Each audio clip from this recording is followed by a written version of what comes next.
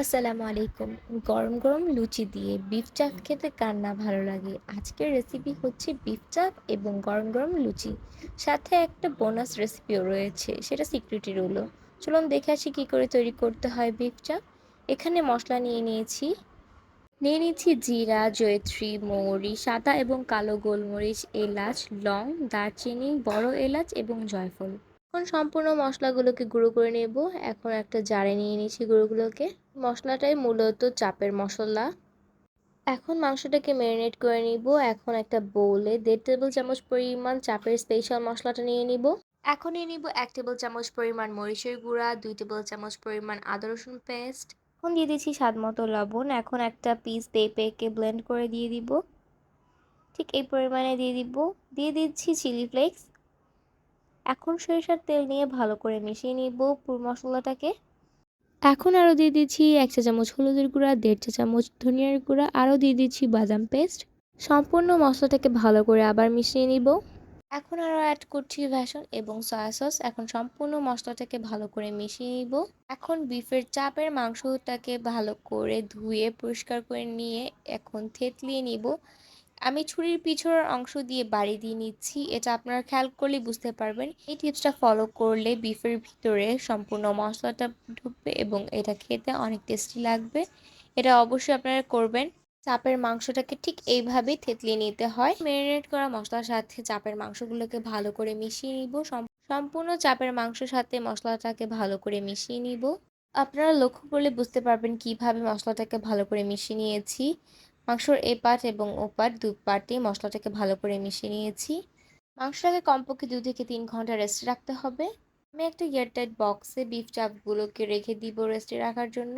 2 থেকে 2.5 ঘন্টা পর একটা ফ্রাই প্যানে ভেজিটেবল অয়েল নিয়ে নিয়েছি চাপগুলোকে ভাজার জন্য। তেলটা গরম হওয়া আসা পর্যন্ত অপেক্ষা করব। এই তো সেই ম্যারিনেট করা বিফ চাপের মাংস। তেল গরম হয়ে গেছে। এখন একটা একটা করে বিফ চাপগুলোকে তেলে ভেজে নিব।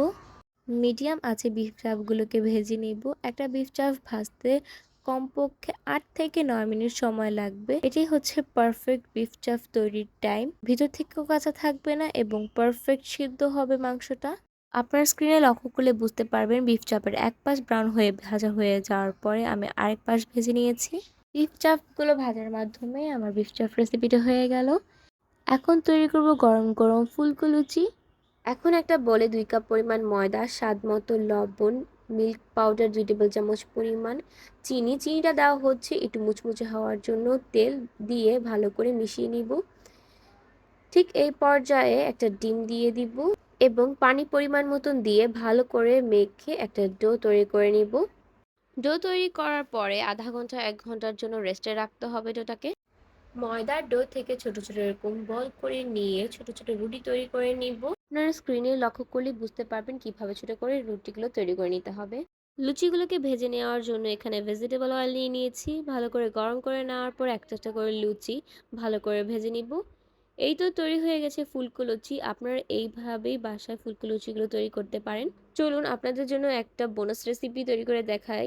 সেটা হচ্ছে লুচি দিয়ে বিফ চাপ খাওয়ার জন্য একটা রায়তা। চলুন দেখে নিই কী করে তৈরি করতে হয়। একটা বলে নিয়ে নিচ্ছি ফ্রেশ ধনিয়া পাতা, ফ্রেশ পুদিনা পাতা এবং 4-5টা কাঁচামরিচ। এখন আরও দিয়ে দিচ্ছি ফ্রেশ টক দই। এখন সম্পূর্ণ উপকরণকে একটা হ্যান্ড ব্লেন্ডার দিয়ে ভালো করে ব্লেন্ড করে নিব। এই তো ব্লেন্ড করা হয়ে গেছে। এখন দিয়ে দিব শসা কুচি এবং পেঁয়াজ কুচি। এখন আরও দিয়ে দিয়েছি গোলমরিচের গুঁড়া স্বাদ মতো। এটা আমি আমার টেস্ট অনুযায়ী বাড়িয়ে দিয়েছি। আরও দিয়ে দিচ্ছি স্বাদ মতো লবণ। এখন দিয়ে দিচ্ছি বিট লবণ 1 চা চামচ, দিয়ে দিচ্ছি ধনিয়ার গুঁড়া 1 চা চামচ, টেস্ট ব্যালেন্সের জন্য চিনিও দিয়ে দিচ্ছি। ভালো করে মিশিয়ে নেওয়ার পরে লেবুর রস দিয়ে দিচ্ছি। এই তো তৈরি হয়ে গেছে বোনাস রেসিপি রায়তা। বিফ চাপ কিংবা চিকেন চাপ দিয়ে খেতে বেশ টেস্টি। আশা করি আপনাদের সকলের কাছে আজকের এই রেসিপিটি ভালো লেগেছে। বিফ চাপ, ফুলকো লুচি এবং বোনাস রেসিপি রায়তা। ভিডিওটি ভালো লাগলে অবশ্যই লাইক কমেন্ট করে আমাদের পাশেই থাকবেন। আর আপনি যদি আমাদের পেজে নতুন হয়ে থাকেন, পেজে অবশ্যই ফলো দিয়ে আমাদের পাশে থাকবেন। আজ এই পর্যন্ত। আল্লাহ হাফেজ।